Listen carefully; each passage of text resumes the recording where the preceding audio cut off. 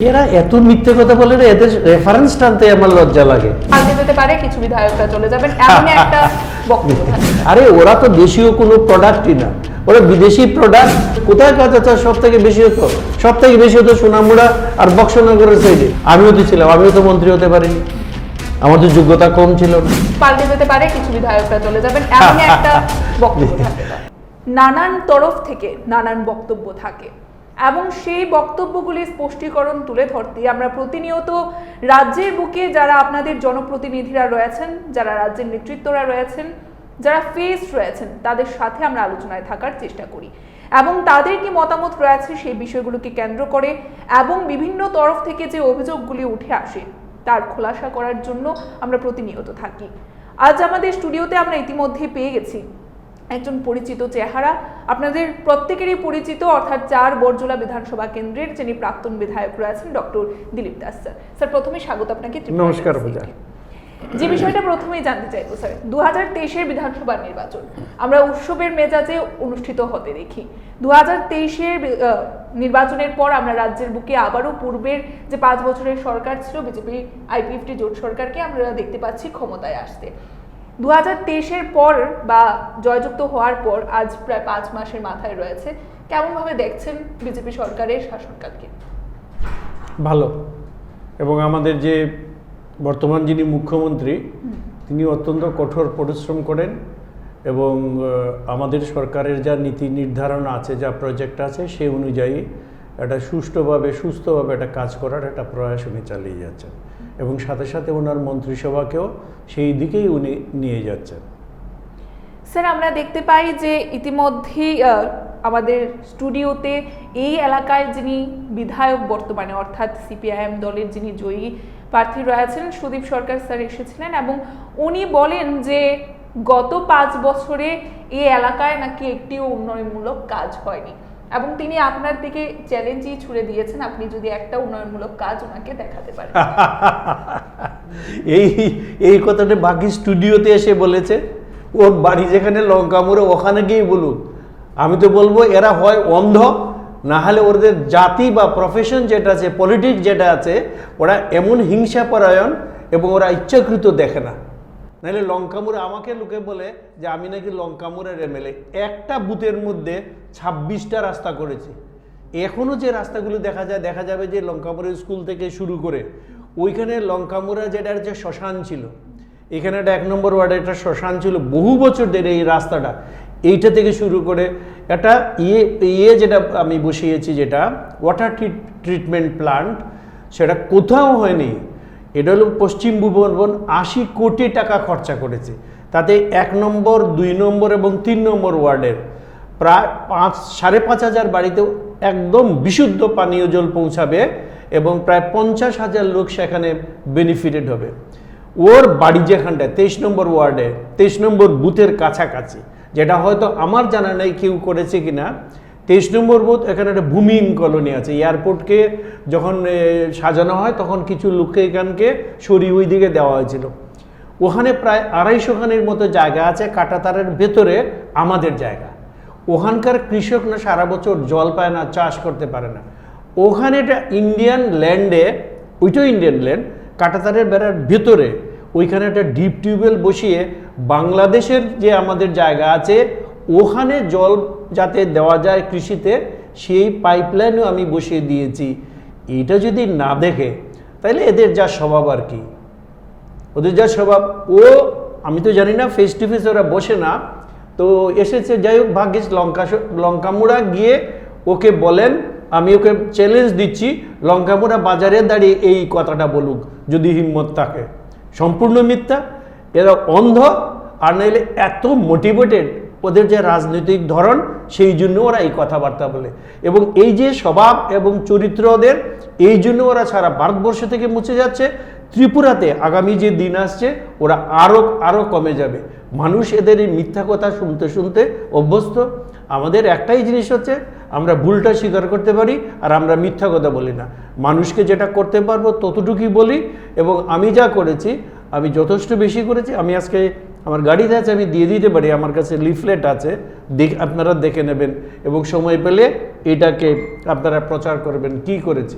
এই যে এখানে চিনায়ানি শ্মশানটা, ত্রিপুরাতে কিন্তু এখন পর্যন্ত কোনো ইলেকট্রিক্যাল ফার্নেস বসেনি, কিন্তু ওইটাকে আমাদের অলরেডি এসে গেছে। শুধু ইলেকট্রিক ফার্নেস যেটা, সেটার জন্য 70 লক্ষ টাকা লাগে।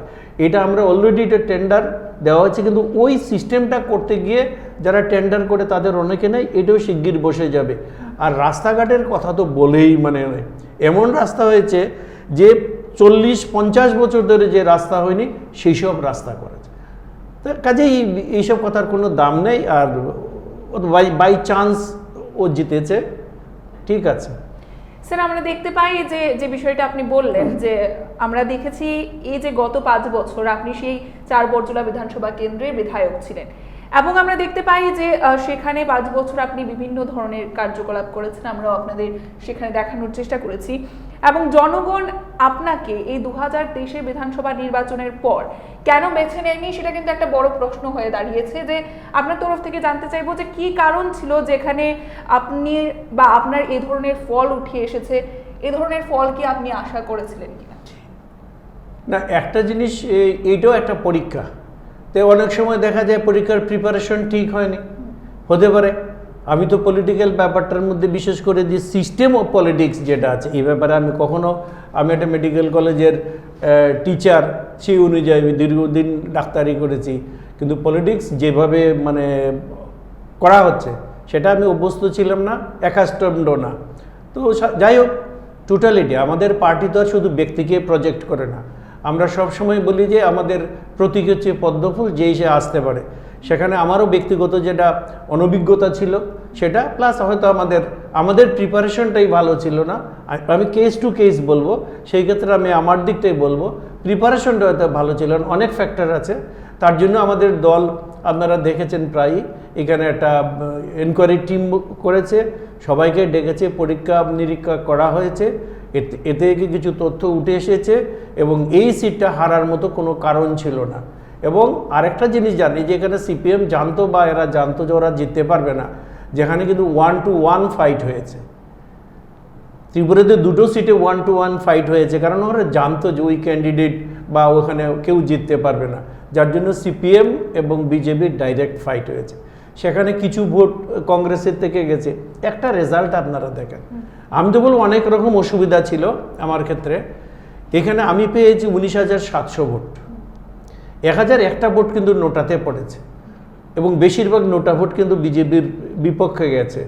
এখন আপনি 1000 যদি যোগ করেন, আর টোটাল ডিফারেন্স হচ্ছে 1700 ভোটের ডিফারেন্স ছিল। আমাদের ইয়েতে এই 2016 সালে যখন বাই ইলেকশনটা হয়, সেখানে কিন্তু আমাদের ভোট ছিল 12,000-এর মতো। এবার প্রতিমাদি যখন ইয়েতে দাঁড়ালেন, এই লোকসভা ইলেকশনে জিতলেন, তখন উনি পেয়েছিলেন 19,200 ভোট, আর আমি পেয়েছি এবার 19,700 ভোট। এবং এটা হয়েছে, আমি বলবো যেটা আমাদের স্থায়ী এবং পার্মানেন্ট, এটা আমাদের ভোট। আরও যেটা হয়েছে, এই একবার প্রথম একটা ইলেকশন হয়েছে, যে ইলেকশনের বিরোধী পক্ষ একটা কমপ্লেন করেনি। তাতে আমরা আমাদের যে ইলেকশন লোকে দেখে গেছে, আমরা যেহেতু এই সিস্টেমে বিশ্বাস করি, হ্যাঁ আমি হেরেছি, কিন্তু আমি বলবো যে এই লোকগুলো আমাকে যে সমর্থন করেছে, 19,700 ভোট, এই 19,700 ভোট এই লোকগুলোর কাছে আমি ঋণী, যার জন্য আমি ইলেকশনের আগে যে কাজটা করতে পারিনি, এখন প্রতিদিন আমি মাঠের মধ্যে পড়ে থাকি। এবং আমি এখন তো ওই পশ্চিম ভুবনবনে একটা ইউপিএসসি আছে, এখানে প্রত্যেক বুধবার আমি গাইনোকোলজিস্ট হিসেবে পেশেন্ট দেখছি। আমার একটা জায়গা আছে ওখানে, এখানে একটা চেম্বার করব, আর এখানে আমি ভলেন্টারি সার্ভিস দেব, একটা চ্যারিটেবল ডিসপেন্সারি করার প্ল্যান আছে। সুতরাং হার জিতটা আমি জিত বলবো, এবং মানুষ আমাকে জিতিয়েছে, কারণ অনেক মাল্টি ফ্যাক্টর ছিল এখানটাকে এই পরাজয়ের পিছনে। তার ভিতর থেকে যে আমি 19,700 ভোট পেয়েছি, এটা আমাদের পার্টির যে সিনসিয়ার ওয়ার্কার তাদের কাজ, ডেভেলপমেন্ট যেটুকু হয়েছে, এবং মানুষ আমার প্রতি যে আস্থাটা রেখেছে তারই প্রতিফলন।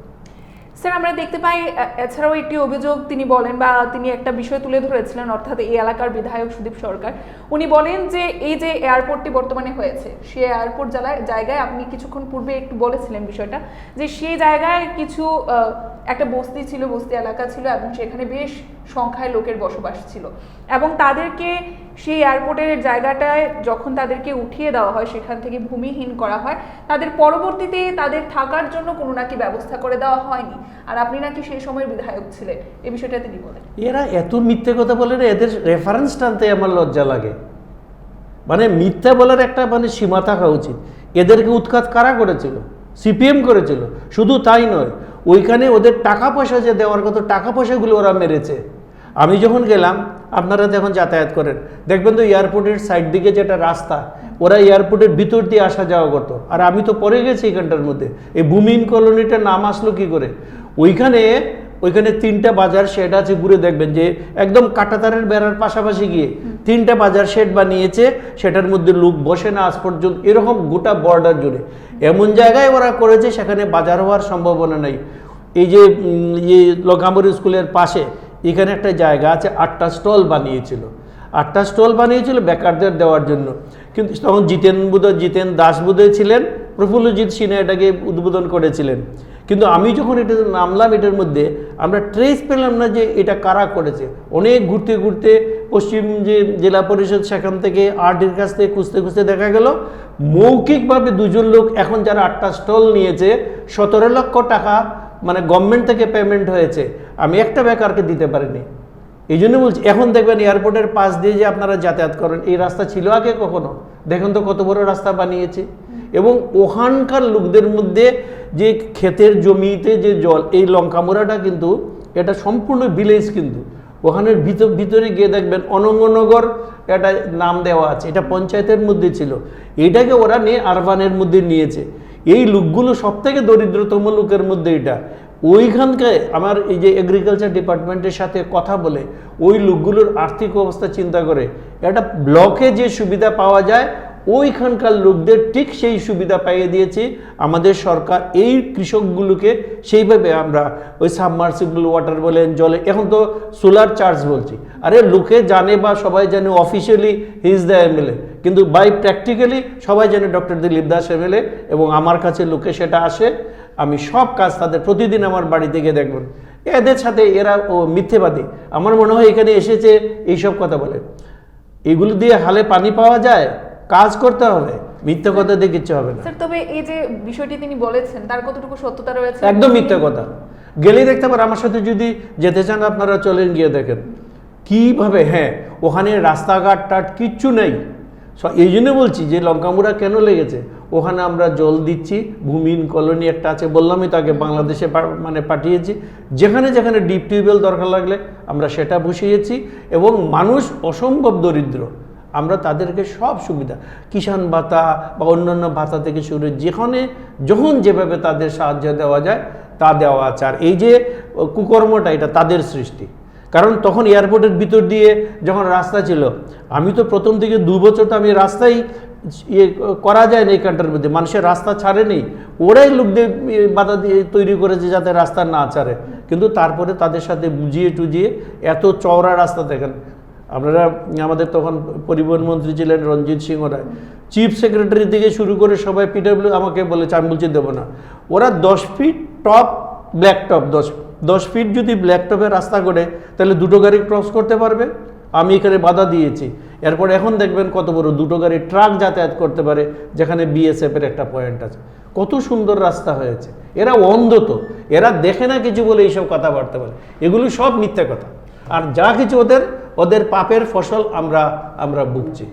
স্যার, আমরা দেখতে পাই যে এই 2023 বিধানসভা নির্বাচনের পর আপনার 4 বরজলা যে এলাকাটি রয়েছে, সেখানে বর্তমানে সিপিআইএম দলের বিধায়ক রয়েছেন। আমরা একটু জানতে চাইবো, এই 5 মাস যাবত আমরা দেখতে পাই যে নির্বাচনের পূর্বে বা পরবর্তী সময়ে বিভিন্ন জায়গা থেকে অভিযোগ রয়েছে বিভিন্ন অপ্রীতিকর ঘটনার, বা বিভিন্ন জায়গায় যে দুষ্কৃতীদের আক্রমণ বা সেই ধরনের ঘটনাগুলো আমরা শুনতে পেয়েছি। আপনার এলাকার পরিবেশ কেমন রয়েছে? না, এগুলো সারা ত্রিপুরায় ওরা যা সৃষ্টি করেছে। যে একটু আগে আমি রমেশই তো, হ্যাঁ, রমেশের সাথে কথা বলে যেটা শুনলাম আর কি, ওদের যতগুলো দুষ্কৃতি আছে এই সব দুষ্কৃতিকে আমাদের দলের মধ্যে ঢুকে দিয়েছে। এবং এই দুষ্কৃতিগুলো, সিপিএমের যে দুষ্কৃতিগুলো, এরাই ওদের বাড়িগুলো নষ্ট করছে, আক্রমণ করছে। এবং আমাদের মুখ্যমন্ত্রী বলেছেন যে জিরো টলারেন্স ফর করাপশন। এদের অনেকেই জেলে ঢুকবে, আমরা মানে সব রেখেছি। হ্যাঁ, আছে গোলমাল যে নাই এটা নয়, আমরা হঠাৎ করে মানে বরজলাটা এই সারা ত্রিপুরার মধ্যে বা আলাদা হয়ে যাবে, একদম শুদ্ধ হয়ে যাবে এরকম নয়। অশুদ্ধ লোক আমাদের মধ্যে বেনজলের মধ্যে অনেকে ঢুকে পড়েছে, আমরা তাদের দেখছি, আমরা সামলাচ্ছি এবং আমরা যখনই বুঝতে পারবো এদেরকে আমরা উপযুক্ত শাস্তি দেবো। স্যার, আমরা একটু জানতে চাইবো যে এই যে বর্তমানে বিধায়ক রয়েছেন অর্থাৎ সুদীপ সরকার, উনি কি রকম কাজ করছেন এলাকায়? আমি তো এখন পর্যন্ত ওকে দেখিনি। আমি দেখলাম কয়েকটা রাস্তা যেটা আমরা অনেক দিন ধরে চেষ্টা করছি এবং এইটার মধ্যে এসে ওই মাঝখানে ভিজিট করে গেছে।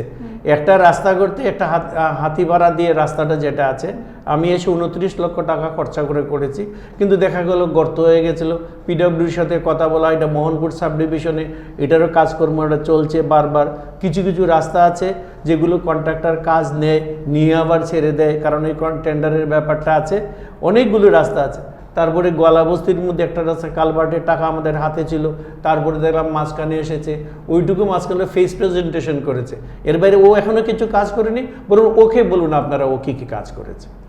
স্যার, আমরা যদি বলি যে বর্তমান যিনি বিধায়ক রয়েছেন সুদীপ সরকার, তিনি একজন 10,323-এর শিক্ষক ছিলেন এবং তিনি যে বিষয়টি বলেন যে 10,323 যদি সিপিআইএম সেখানে সরকারে আসতো তবে 10,323 শিক্ষকদের আজ ভালো দিন আসতো এবং বিজেপির সরকার তাদেরকে একটি কালো দিন দেখিয়েছে।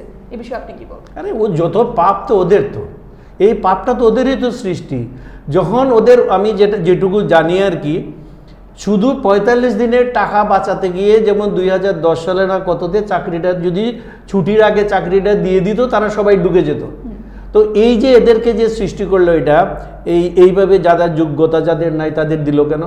আর ওদের যে বড় লিডার বলেছিলেন তো পাশে আছি, কখন পাশে থেকে ছুটে চলে গেল? কেন এগুলো করলো না? আমাদের সরকার চেষ্টা করছে বিভিন্ন টেট, এই যে শিক্ষার যে চেঞ্জটা হয়েছে সেখানে ওদেরকে কোয়ালিফাই করার বন্দোবস্ত করছে। তাদের মধ্যে অনেকে জিআরবিটি সেটা কোয়ালিফাই করেছে। নাম্বারটা 10,323 আমরা এখন সেটা বলি বটে, এটা নাম্বারটা কমে 8,000-এর কমে চলে এসছে। আমরা ফেস বাই ফেস তাদের যোগ্যতা অনুযায়ী ওরা কম্পিটিশন করে ঢুকে যাবে। ওদের পাপের বোঝা আমাদের, ওদের তো দোষ সবসময়, ওদের তো সবসময় মানে এই স্বভাব। তো ওরা ভারতবর্ষের কিছু বিশ্বাস করে না, ভারতবর্ষে মানে না। ওদের যা কিছু ওই চীনে, তাহলে ওই কম্বোডিয়া হবে বা কোথাও হবে, ওখানে যদি কিছু এরা মিছিল করে, কিন্তু আমাদের এখানে যখন কিছু তখন মিছিল দেখা যায় না। আরে ওরা তো দেশীয় কোনো প্রোডাক্টই না, ওরা বিদেশি প্রোডাক্ট। আস্তে আস্তে আর যেহেতু আমরা যেটা বলছি লোকাল ফর ভোকাল, মানুষও বুঝে গেছে, তো আমাদের যেই এই ভোকাল ফর লোকালে আস্তে আস্তে ওরা চলে যাবে, এদের কোনো অস্তিত্ব থাকবে না। স্যার, একটি ইলেকশন রয়েছে, আমরা যদি বলি যে যারা বিরোধী পক্ষরা রয়েছে তাদের ইলেকশনটি হচ্ছে যে এমন কিছু খাস জায়গা রয়েছে, যে জায়গাগুলি এলাকার, এই যে 4 বরজলা এলাকার এমন কিছু খাস জায়গা রয়েছে যা কোনো না কোনো একটি দলের যুব নেতারা তা দখল করে নিচ্ছে এবং চোরা দামে বিক্রি করছে। এ বিষয়ে আপনি কি বলবেন? আমি কি বলবো, আমাদের দুর্ভাগ্য যে 25 বছরের একটা সরকার আমরা পেয়েছি, ওরা তো কোনো ডেভেলপমেন্ট কিছু করেনি। তো আজকে আমাদের সরকার বা মোদিজি যে কথাটা বলছেন, আমরা বলছি সেলফ রিলায়েন্ট, সেলফ রেসপেক্ট। আমরা বলছি যে চাকরি না চেয়ে চাকরি যাতে গিভার অফ জব। ওরা কি করেছে 25 বছরের আগে? 10 বছর, 35 বছরে আমাকে বলেন ত্রিপুরা রাজ্যে 35 বছরে এমন একটা ইন্ডাস্ট্রি বা কিছু করতে পেরেছে? আমাদের যা কটা জিনিস ছিল, সেই আমাদের যে জুট মিল বলুক বা কিংবা টিআরটিসি বলুক, সবগুলো ওরা শেষ করে দিয়েছে। আমরা তখন হাবুডুবু খাচ্ছি। আস্তে আস্তে বেকার সংখ্যা বাড়ছে। 7 লক্ষ বেকার তো ওরা দিয়েই গেছিলো, এখন সেই সংখ্যাটা হতে 7.5 লক্ষ তো হয়েছে। আমাদের যে সমস্ত ছেলের, এই যে মনে করেন কিষাণ সম্মান নিধি যে আমরা একটা দিই, এই যে কিষাণ সম্মান নিধি, এরা ভাবতে পেরেছিল যে একটা কিষাণ বছরে 6,000 টাকা ঋণে ডুবে যেত, সব কমে গেছে কিষাণরা, আমরা সেটা দিচ্ছি। আজকে একটা লোকের ঘর ছিল না, আজকে লঙ্কামুড়া গিয়ে দেখেন, আমি লঙ্কামুড়াতে আমি বলছি, গিয়ে দেখবেন যে একটা বাড়িতে 2 থেকে 3টা করে বিল্ডিং আছে। আমি অনেককে বলেছি যে তোমরা এই কাজ করো, যে মাটির ঘরটি আছে কিছু ছবি তুলে রাখো। কাউকে বলেছি এই ঘরটা ভাঙবে না, যাতে আমাদের পরবর্তী প্রজন্ম এসে বলতে পারে যে আমরা এইরকম ছিলাম। এত বেশি ঘর, টয়লেট আমাদের তো একদম মানে টয়লেট নাই এরকম কোন, রান্নার গ্যাস যেটা আছে সেটা গ্যাস, জল বললাম তো ওয়াটার, বিদ্যুৎ, এমন সব জায়গা। আরে জায়গার দালালি তো ওরাই করেছে। এই যে জায়গা দালালি ওদের কাজ ছিল, জমি দখল, এই বিক্রি করা, এটা তো তাদের ইন্ডাস্ট্রি ছিল। তাদের কাছে বেকার সমস্যার সমাধান এটা ছিল ইন্ডাস্ট্রি। আমরা এখানে চেক করছি। হ্যাঁ, সব জায়গায় আমরা সফল এটুকু বলতে পারি না। আজকে আমাকে একটা পঞ্চায়েতের ইয়ে বানাবো, দিঘালিয়া পঞ্চায়েতটা বানিয়েছি, বিল্ডিং ভেঙে বানিয়েছে খাস জায়গায়। একটা কমিউনিটি হল লঙ্কামুড়া যেতে হয়, মধ্য ভুবনবনে বাড়ি থেকে উৎখাত করে এখানে বানিয়েছি। আমি ডিসি অফিস বানাবো, আজকে এত বছর ধরে হয়েছে ডিসি অফিস নাই কেন? এখানকার রামনগরের 10 নম্বরের কাছে থেকে তো মোহনপুর যেতে লাগতো, 200 টাকা আসা যাওয়া খরচা। বরজলাতে আলাদা ডিসি অফিস হয়েছে, তার জন্য 18.5 ঘন্টা জায়গা ওই যে রাজ ইন্টারকন্টিনেন্টাল পিছনে রেখেছি, এখানে আমরা করব। এরা কি বলে? এরা ডেভেলপমেন্টের কোনো জিনিসই নেই। এরা মানুষকে অশিক্ষিত, গাঁজা থেকে শুরু করে, কোথায় গাঁজা চাষ সব থেকে বেশি হতো? সব থেকে বেশি হতো সোনামুড়া আর বক্সনগরের সাইডে। কে ছিল সেখানকার লিডার? এই গাঁজা আর ওই ছেলে মেয়েগুলোকে এইভাবে ভুল পথে পরিচালিত করা, শিক্ষাকে একদম সম্পূর্ণ নষ্ট করে দেওয়া, এই ছিল ওদের। ওরা তো চায় মানুষ অশিক্ষিত থাকুক, মানুষ সরকার নির্ভর হোক, সরকারের পিছনে পিছনে ঘুরুক। কই আমাদের যে পরীক্ষাগুলো হচ্ছে, কই আমাদের তো কোনো কেউ জানে না, তো পরীক্ষা দিচ্ছে যে কোনো ছেলে মেয়ে পেয়ে যাচ্ছে সবাই যোগ্যতা বেসিসে, ওদের তো কোনো অধিকারই নেই। আমরা এই রাজ্যটাকে যেটা বলেছি, এই 5 বছরে রাজ্যের চেহারা পাল্টে যাবে, একদম পুরো পাল্টে যাবে। দেখেন না, শুধু রাস্তাঘাট থেকে যেখানে এখানের মধ্যে একটা ন্যাশনাল হাইওয়ে, একবার যদি ধস নামে আমাদের 3 মাস থেকে বাণিজ্য বন্ধ থাকতো। কিসের জন্য তখন ওরা কাজ করতো না? কেন তারা লোয়ার পাকে ঠিক করতে পারলো না? লোয়ার পা ঠিক করার জন্য প্রধানমন্ত্রী নরেন্দ্র মোদী উত্তর জেলার যে ডিএমকে সেখানে রাত 10:30টার সময় ফোন করেন। ভাবতে পারা যায় এটা? আজকে লোয়ার পা কথাটা আমাদের কাছে আসে না কেন? 6টা হাইওয়ের কাজ চলছে। এয়ারপোর্টে কৈলাসহর, আমাদের এই কদিনের মধ্যে কৈলাসহর এয়ারপোর্ট, ফেনী নদীর উপর দিয়ে ব্রিজ দেখেন, রাস্তাঘাটে চললেই তো বোঝা যায়, মোহনপুরের দিকে যেতে গেলেও তো বোঝা যায় যে আমরা কোন ত্রিপুরাতে আছি। বললাম তো, হয় আর ওরা কালার ব্লাইন্ড, আর না হলে এই বদনাম করেই ওরা রাজনীতি করতে, ওদের কোনো জায়গাই থাকবে না। আমরা তো রেজিস্ট্রি করিনি। স্যার, 2024 লোকসভা নির্বাচন রয়েছে সামনে এবং সেই নির্বাচনের দিকে প্রত্যেকেই তাকিয়ে রয়েছে। আমরা যদি দেশীয় রাজনীতি দেখি বা ওইদিকে নজর রাখি, যে ইতিমধ্যে কিন্তু একটা গরম পরিস্থিতি রয়েছে, ইন্ডিয়া ভার্সেস এনডিএ আমরা উঠে আসতে দেখছি, বিরোধীরা একজোট হয়ে যায়। আপনি একজন নেতৃত্ব রয়েছেন শাসক দলের, আপনার থেকে আমরা জানতে চাইবো যে এই 2024-এর লোকসভা নির্বাচনকে আপনি কি পার্সপেক্টিভে দেখছেন বা আপনার মতামত কি রয়েছে? আমি কদিন আগে একটা পোস্ট আমার ছিল আর কি, আমি এই পোস্টটা পড়লেই আশা করি আমার উত্তরটা এসে যাবে। এটা চাণক্যের একটা কথা। চাণক্যের উনার মানে দেশের সব চোর ডাকাত যখন এক হবে তখন বুঝবেন দেশের রাজা সৎ এবং নিষ্ঠাবান, চাণক্য। সুতরাং যাদের সাথে কারো কোনো মিল নাই, শুধু নরেন্দ্র মোদীকে হটাতে হবে, তার জন্য যদি প্রিন্সিপাল যদি না হয়, আর ওরা একটা পেয়েছে মিনিমাম এজেন্ডা, কি জন্য মিনিমাম পলিসি যেটা হয়। আরে মিনিমাম যদি পলিসি হয় তাহলে ম্যাক্সিমাম কাজটা কোথায় করবে? এর আগে হয়েছিল সিপিএম এর সাথে, আমরা দেখিনি কংগ্রেসের জোট করতে, একটা 5 বছর শেষে তো আর ওরা থাকলোই না। সিপিএম এর বিট্রে করা, ওদের কোনো প্রিন্সিপাল নাই, ওরা যেমন ধর্মেও বিশ্বাস করে না, ওদের পাপ পুণ্যে বিশ্বাস করে না, এরা বস্তুবাদী দল এবং যেভাবে লাভ হয় সেইভাবে করে। এবং এইটা যেটা আছে, নরেন্দ্র মোদীর সমতুল্য লিডার এখন পৃথিবীতে নাই, এবং মানুষে এটা বিশ্বাস করে he is man of action. এবং উনি, আমরা তো জিতবই, আগের বারের থেকে বেশি সিট পেয়ে জিতবো। এই আস্তে আস্তে এই তো শুধু দেখলাম যেটা আছে মহারাষ্ট্রের শারদ পাওয়ার দেখলাম, আবার সাথে দেখা, এই কয়েকদিনের মাঝখানে, এখনো তো সময় অনেক আছে। তো ওরা যে নিজেদের লাগবে যখন না প্রধানমন্ত্রী ভাববে আর কি, ওরা কোনোটাই করতে পারবে না। আর রাহুল গান্ধীকে প্রধানমন্ত্রী হিসাবে আমাদের দেশের যুব সমাজের কেউ বিশ্বাসই করে না। তো সুতরাং Narendra Modi is one and only one, he has no substitute. Narendra Modi দিয়েই আমরা অনেক জিতেছি। আমি কিসের জন্য আসলাম পলিটিক্সে?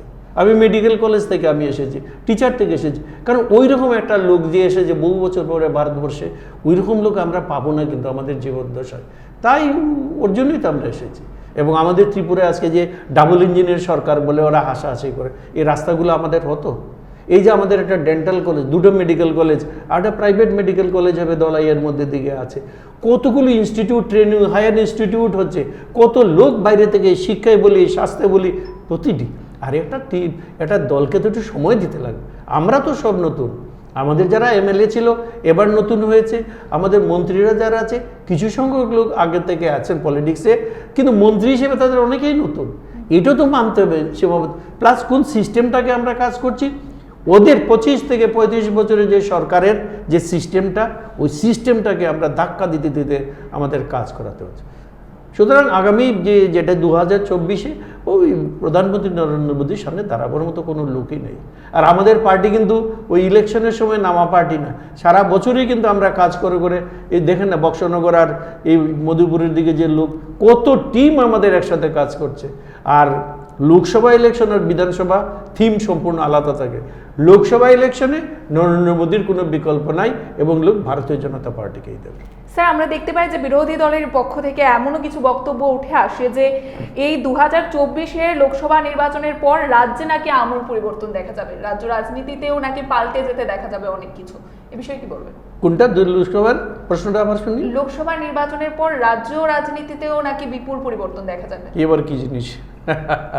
হ্যাঁ, আরো ভালো হবে, কারণ আমরা ডাবল ইঞ্জিনের সরকারটা সেটা কন্টিনিউ করব, কোনো অসুবিধা নেই।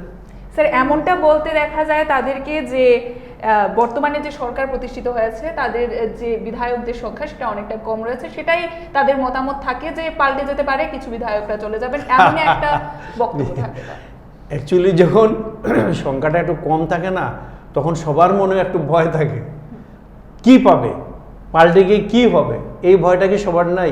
সবাই কি মন্ত্রী হতে পারবো? সবাই তো মন্ত্রী হতে পারবে না। আমিও তো ছিলাম, আমিও তো মন্ত্রী হতে পারিনি, আমার তো যোগ্যতা কম ছিল না। তো পলিটিক্সে যে মন্ত্রী হয়েই যে সব কাজ করতে পারবে এইটা নয়। হ্যাঁ, ঠিক আছে, এটা সামনে পিছনে গাড়ি থাকবে, মানুষে আপাতত কিছু সম্মান টমান জয়ধ্বনি দেয়। যারা গভীরভাবে চিন্তা করে তারা বুঝতে পারে যেটা এমএলএ হিসেবে আমি যা কাজ করেছি, কারণ আমাকে তো আমার পার্টি আইজিএম হসপিটালের রোগী কল্যাণ সমিতির চেয়ারম্যান করেছিল। দেখেন আইজিএম হসপিটালে কত রোগ চেঞ্জ হয়েছে, গেলেই বুঝতে পারবেন। আমি তো স্মার্ট সিটি, যেটা তো অ্যাডভাইসারি বডির, এটার চেয়ারম্যান। দেখেন বটজলা থেকে শুরু কতগুলো আমরা চেঞ্জ করেছি। এই যে কোভিডের সময় যে মানুষকে যে রেশনিং দেওয়া এটারও আমি চেয়ারম্যান ছিলাম। তারপরে যে সোশ্যাল ওয়েলফেয়ার ডিপার্টমেন্ট ভাতা টাতার ব্যাপারটা, সেই ব্যাপারগুলো আমি দেখতাম। অনেকগুলো জিনিস আমাকে দিয়ে রেখেছিল আমার যে সরকার ছিল, আমি সব কাজ করেছি, কোনো অসুবিধা হয়নি। তো সুতরাং আমার পার্টি এরকম না যে ওই মন্ত্রী আমি পাইনি বলে ছেড়ে দেবে, তার এটা আমি বিশ্বাসও করি না, এটা কখনো হবে না। কারণ ম্যাটার অফ প্রিন্সিপাল যদি হয়, আর আমাদের যে মুখ্যমন্ত্রী যথেষ্ট ভালো কাজ করছে, ওরই তো সাংঘাতিক একটা প্রশাসনিক অভিজ্ঞতা ছিল না, তারপরে ইজ ডুইং ভেরি ওয়েল। কারণ এখানে যেখানে শিক্ষা দীক্ষা সততা থাকবে, আমি বিশ্বাস করি যে শিক্ষা দীক্ষা সততা যেখানে আছে সেখানের মধ্যে কোনো খারাপ হওয়ার কোনো কারণ নেই। আর যারা বেশি চালাকি করবে তারা ঠকবে। একেবারে আলোচনার শেষ মুহূর্তে আছি আমরা। স্যার, আপনার থেকে জানতে চাইবো যে আপনি গোটা ত্রিপুরাবাসীর জন্য শেষ মুহূর্তে দাঁড়িয়ে কি বার্তা রাখতে চাইবেন? আমি একটা কথাই বলবো যে আপনারা আমাদের প্রধানমন্ত্রী নরেন্দ্র মোদীর প্রতি আস্থা রাখুন। কারণ এখন দেখেন কতগুলো জিনিস যে চেঞ্জ হয়েছে। আমরা আর্টিকেল যে আমরা 370(35)A যেটা করেছি, এত কেন করলো না? এটা তো অনেক আগে এটা হওয়ার কথা ছিল না। এটা কংগ্রেস সরকারেরই এই তো ব্যর্থতা। দুইটা জিনিস আমি বলি, শাহবানু কেস, আপনি নিশ্চয়ই শাহবানু কেস 1968-এ এই কেসটা ছিল। ওই মহিলাকে, শাহবানুর তখন 62 বছর বয়স, 5টা ছেলে মেয়ে ছিল।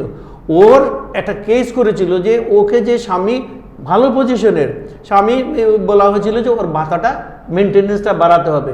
গিয়ে গেলো সুপ্রিম কোর্টে গেল, সেখানে হারলো। তখন রাজীব গান্ধী যখন প্রধানমন্ত্রী, সব থেকে বেশি কিন্তু এমপি তখন ছিল, ওরা কি করলো, এইটাকে ওই সুপ্রিম কোর্টের অর্ডারটাকে ক্যান্সেল করে, সুপ্রিম কোর্ট বলেছিল এটা বেআইনি, কিন্তু তারপরে ক্যান্সেল করে ওরা তখন বলল কি না, ওই যেটা হচ্ছে ওয়াকফ বোর্ডের টাকা থেকে এটা দেওয়া হবে। তারপরে আরেকটা কেস হয়েছিল, সেটা বেশি 2016 সালে আরেকটা কেস, একটা নামটা আমার ঠিক মনে নাই এই মুহূর্তে, সে ঠিক এইরকম কেস করেছিল। কিন্তু এই কেস যখন রেজাল্ট যখন বেরোলো, এইটাকে তারা ট্রিপল তালাকের সাথে লিঙ্ক করে দিল।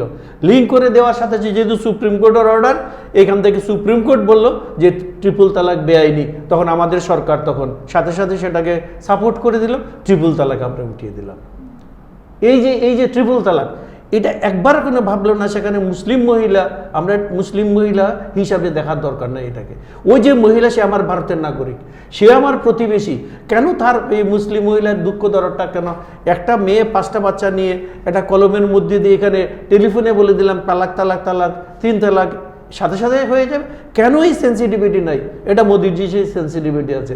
এবং এখন যে কথাটা আসছে আগামী দিনে এই যে ইউনিফর্ম সিভিল কোড, অনেক আগের কিন্তু এটা সিদ্ধান্ত ছিল, কিন্তু কিছুতেই ওরা করলো না। কাজেই ভারতবর্ষের এখন বিভিন্ন দিক থেকে অনেকেই হিংসা করে এবং শত্রু আমাদের ভেতরে আছে, বাইরে আছে, তারা ইন্ডিয়ার স্টেবিলিটিকে নষ্ট করতে চায়।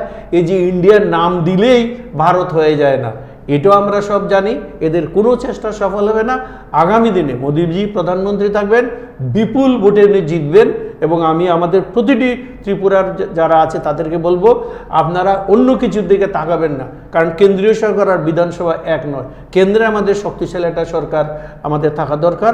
আপনারা ভারতীয় জনতা পার্টির যে ক্যান্ডিডেট যেই দাঁড়াবে তাকে ভোট দিন। একটা ইউনিফর্ম একটা ভারতবর্ষ, শক্তিশালী ভারতবর্ষ। আজকে দেখেন, সেই ইউক্রেনের যুদ্ধ হোক বা সেই ইয়েতে যুদ্ধ হোক, সেখানে যদি কোনো স্টুডেন্টকে যদি রিলিফ করে নিয়ে আসতে হয়, প্রধানমন্ত্রী নরেন্দ্র মোদীর ফোনই যথেষ্ট। এক ফোনে 6 ঘন্টা ধরে যুদ্ধ বন্ধ থেকে যায়। কিছু কোথায় গেলে আমেরিকা, রাশিয়া, চায়না, জার্মানি, প্রধানমন্ত্রী সবাই এখন নরেন্দ্র মোদীর কাছে এই চাইছে সাহায্য, যে তুমি এটা দেখো বন্ধ করতে পারো না। আজকে পৃথিবীর বিভিন্ন জায়গায় নরেন্দ্র মোদীকে পায়ে ধরে একটা রাষ্ট্রপ্রধান প্রণাম করে তার অটোগ্রাফ নেওয়ার জন্য আমেরিকান পার্লামেন্টের লোক, এমপিরা বসে থাকে। আমরা দেখেছি কোনো দিনের আগে। এটা তো আমাদের সৌভাগ্য যে আমরা এইরকম একটা, উনাকে ঋষি আমি বলবো না, কিন্তু he is man of action, বাস্তববাদী এবং ভারত মায়ের সন্তান। ঠিক আমরা উনাকে সাপোর্ট করি। আমি সবাইকে বলবো যে আপনারা এই 5টা বছর আবার ভারতীয় জনতা পার্টিকে দিন, দেখেন আপনারা ভারতবর্ষের চেহারা। বিশ্বগুরু যেটা আমরা বলছিলাম, রবীন্দ্রনাথ যেটা বলেছেন, ভারত আবার জগৎ সভায় শ্রেষ্ঠ আসন লবে, এটা কিন্তু রবীন্দ্রনাথের কথা নয়, এটা স্বামীজি বলে গেছেন যে ভারতবর্ষ এক। নরেন্দ্র ওইখানে 1893-তে আপনারা দেখেছেন কীভাবে কাঁপিয়েছিল, এবং এখন আমাদের আর এক নরেন্দ্র কিন্তু সারা পৃথিবীকে কিন্তু চমকে দিচ্ছে। আমি জানি ভারতীয় জনতা পার্টি সরকার গড়বে, এবং ত্রিপুরাবাসী সবাইকে বলবো, আপনারা নরেন্দ্র মোদী প্রধানমন্ত্রী করতে পদ্মফুল চিহ্নে বিজেপিকে ভোট দেবেন, অন্যদিকে তাকাবেন না। কারণ ইন্ডিয়ার নাম দিলে হয় না। আমরা রাষ্ট্রবাদে বিশ্বাস করি এবং নরেন্দ্র মোদী বা আমাদের দল রাষ্ট্রবাদে বিশ্বাস করে আমরা রাষ্ট্রের চিন্তা করি। এবং আগামী দিনে ইউনিফর্ম সিভিল কোডও আসবে। এটা আমাদের কনস্টিটিউশনই, এটা সুপ্রিম কোর্টেরই কথা, কিন্তু এরা সব বিভ্রান্ত করে মানুষকে। অসংখ্য অসংখ্য ধন্যবাদ স্যার আপনাকে গুরুত্বপূর্ণ সময় থেকে আমাদেরকে সময় দেওয়ার জন্য। আমরা এতক্ষণ পর্যন্ত ছিলাম শাসক দলীয় একজন সক্রিয় নেতৃত্ব, আমাদের সাথে ছিলেন 4 বরজলা বিধানসভা কেন্দ্রের প্রাক্তন বিধায়ক ডক্টর দিলীপ দাস স্যার। স্যারকে আবারও অসংখ্য ধন্যবাদ জানিয়ে আমাদের এখনকার একান্ত সাক্ষাৎকার আমরা এখানেই শেষ করছি। পরবর্তী বিভিন্ন আপডেটস দেখতে অবশ্যই চোখ রাখবেন ত্রিপুরা নিউজ 8-এ। নমস্কার।